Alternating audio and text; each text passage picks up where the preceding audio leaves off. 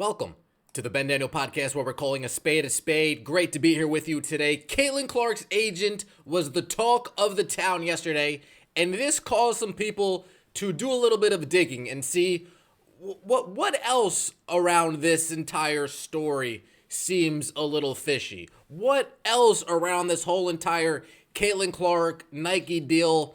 How come it just doesn't sit right with so many people? And as you look, as you come to find, you will see that Sonny Vaccaro, a former executive who used to work at Nike, who is actually credited with being the one who brought Michael Jordan onto the team, Sonny Vaccaro came out on TMZ and he went in detail, in depth, and explained A, why the deal was bad, and B, what Caitlin Clark really should have gotten. This was the time to corner the market. This was the time to set the baseline. This was the time to say, this is the hottest thing moving.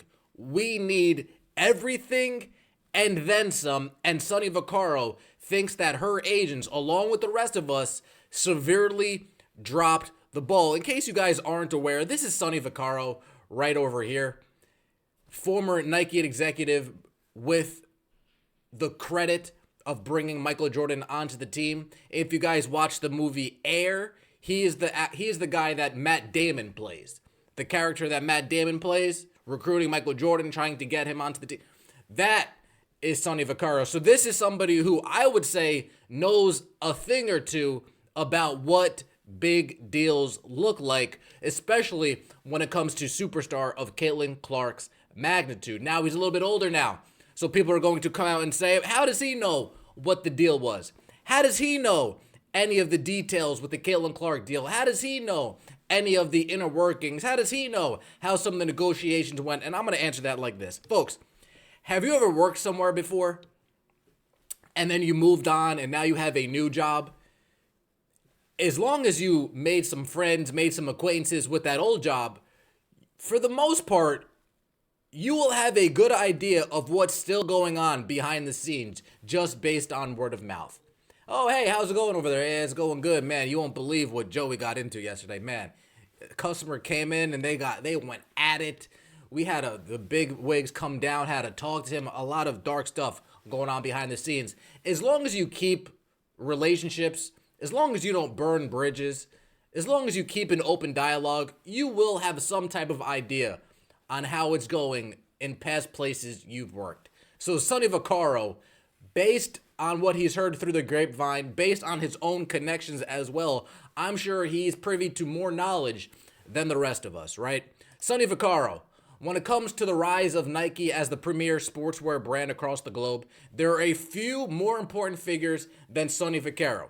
This man is credited for signing the great Michael Jordan to a $2.5 million deal with Nike back in 1984, which tells you all you need to know about this man.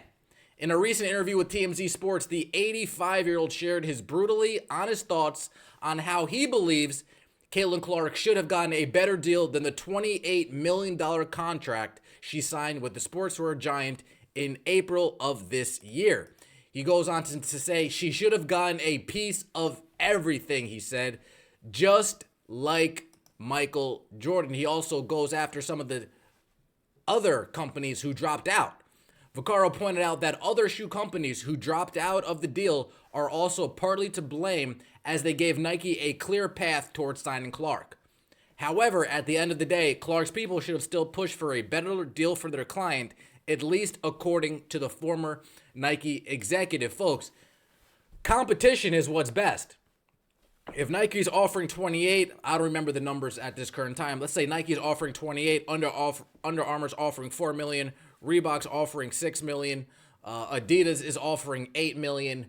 That one company that's offering 28, there's no competition. So shame on those other companies for not bringing up their bottom price and meeting Nike on more of an even playing field, especially since they're all still looking up to Nike at this point. Imagine Caitlin Clark signing with an Adidas. Imagine if Reebok could have pulled off a Caitlin Clark and an Angel Reese.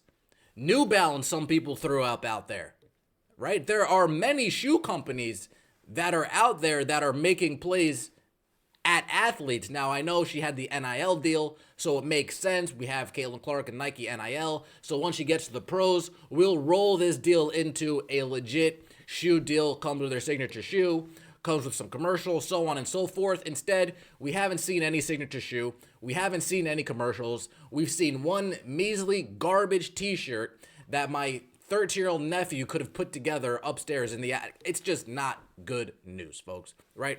So this is Sonny Vaccaro giving his TMZ interview. I want everybody to listen in so we can really hear what the man is saying.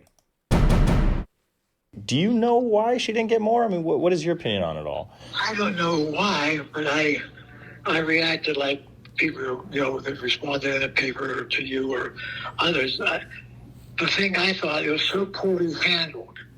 And I think the problem with the shoe contracts today, as opposed to a long time ago, and you had individuals able to do things, especially in men's, not women's. But this specific one, they had by the shoulder, to say something else. But they being the agents, I thought they handled it wrong, and I think the reason is she was just like Ionesca and a couple other ones of this generation here that were really good, feel obligated to Nike in 1,000 other ways, because since the last time I talked to you, and I think this is maybe what you're looking for, the NIL wasn't in existence. Mm-hmm. So, Victor could come across, and, it was, but not as it is today. And what is today, it's an opportunity to know how much money was there. So in this contract, I just think she was, first of all, Nike's the best fan to go to. They'll use her. But the money was in the hands of the people who are representing her. It had nothing to do with wearing it in college. It had nothing to do with, I saw her quote, all the great athletes that Nike has, and that's true. And I know that they have their own collective, all these things here. But it was, if ever anyone in the women's sports, going back to Billie Jean, going back to the girls in 2000s to soccer, all the women have made progress here. This could have been the bottom line. I'm saying to you, Sonny Vaccaro, they messed up. They should have held out to the last drop. I saw where the other companies dropped out, but they also dropped out in not having an idea what the hell they were doing. Caitlin Clark was in the best position to maximize her value immediately than any, let's just say women's sports here, than anyone I ever knew. And I didn't know anything about her. I just know she's brilliant and she's charismatic, and I just know the kids love her. And the most important thing in today's sports world is the next generation. This guy is saying that this was the opportunity for Caitlin Clark to maximize all of her value. And this 8-year, $28 million deal that she signed with Nike was not that. This is somebody who was sitting at the negotiation tables with Michael Jordan across from him, trying to sell him the idea that this brand right here, with that little check mark, with that little swoosh, this is the brand that's going to elevate you to the next level. That's what this person is credited for. This isn't a random Joe Schmo. This isn't Aaron Kane, her current age. This is none of that. This is the real deal Holyfield telling you exactly what it is. This was the chance for her to really corner the market and set a whole new groundwork for players coming behind her. Let's just sit back and think if Caitlin would have pushed a little bit harder for this deal. Instead of $28 million, let's say $50 million. Let's say $60 million. Then Juju can come behind her and get this $28 million deal. But now that the fact that Caitlin set it at $28 million, well, if you're not bigger than Caitlin, what do I look like giving you more than $28 million? Numbers haven't come out, figures haven't come out for Juju Watkins' Nike deal yet, but I can assure you it's a good deal less than what Caitlin Clark got. And that is partially to blame, to this gentleman's point, on her agent. The money is on her agent, he says. The money is in the agent's court. Nike's going to walk away from Caitlin Clark opportunity? Get out of here. Adidas, get out of here. Adidas, Reebok, New Balance, they had no idea what they were doing, according to this gentleman. That's why all their offers were complete and utter shite. The one company that's a little bit familiar in the space lowballed the life out of her, understood that these other companies have no business in this market, no business in these negotiation tables, so they were able to land Caitlin Clark at a half the price discount. Great insight from Sonny Vaccaro, and he even brings up how NIL deals gives you a little bit of testing the water out there. If she's making a little over $3 million in NIL deals as a college kid, 28 million, 8 years, quick math tells me it's around 3.5-ish million a year for this Nike deal. But she was making 3.1 at my point exactly. My point exactly. He goes on.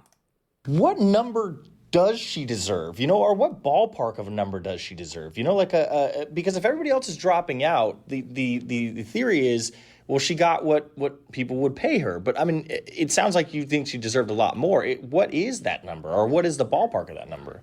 The number is, when my daughter puts her foot in that shoe, other than when my son puts his foot, she should have got a piece of everything, just like Michael Jordan. Now, people are going to say, how does he know she doesn't get a piece? That goes to my initial point. You think he doesn't have connections in those rooms? You think he still doesn't have connections that work at Nike at the executive level? You think he doesn't have connections with all these sports marketing agencies, all of these athlete marketing agencies, all of these agencies representing athletes, period? You think he doesn't have connections with any of these groups? He knows what that deal looks like, and he knows that she was lowballed. She should have. She will be the last one to have that opportunity, because I don't know if a team is going to make a run like that. And shooting is the most important part of anything offense. Am I right? I mean, just look through whatever. I mean, they're great players and all that sort of stuff, men, women, whoever. But what I'm saying to you is, they would have got a piece. There's no question. And just like all the women, all the girls in the women and the basketball element know that she sold tickets, because the media kept telling you the most highly rated game, the most this, the most that.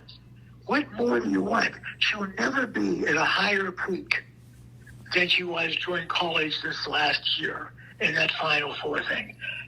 That can't happen, because if she's going to be the greatest woman player in the world, it's going to take time for her to do that. And she can't do that. She can do that. I mean, she's good enough, I imagine. But boy, there's some girls that were great in the beginning and they didn't have something. I'm just telling you, she should have had, when my daughter puts this shoe on, it's going to sell. And they're going to wear the T-shirts, and they're going to wear the hats, and they're going to wear everything.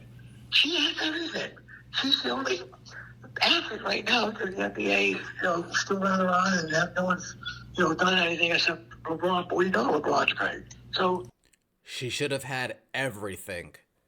Now, this is something I didn't agree with. I think Caitlin Clark, this is hindsight, by the way. This interview actually came out 6 months ago.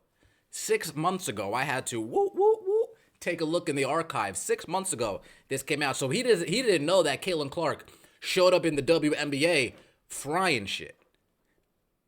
Top 5 player first year, 4th in the MVP voting first year. Many people will say she is the most talented, skilled, best player in the league already. So he didn't know that that's how this was going to go. So when he's talking about, well, you're never going to be as big as you are now, he's thinking it might still take some time, first couple years in the league, to get acquainted. He's thinking you might fizzle out. He didn't realize, no, she's bigger today than she was back then, if you can believe it. Now, I know the ratings aren't going to show it, but that's a whole separate category.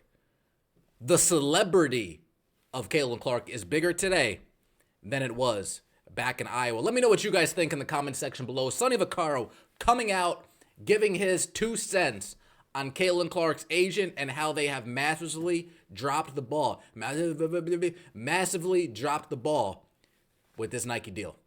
Where are the shoes, Nike? Again, I'll tell you. LeBron James signed with Nike in 2003. LeBron James' first signature shoe, 2003. Let me know what you think in the comment section below. If you haven't already, please like and subscribe to the channel. As always, take it easy.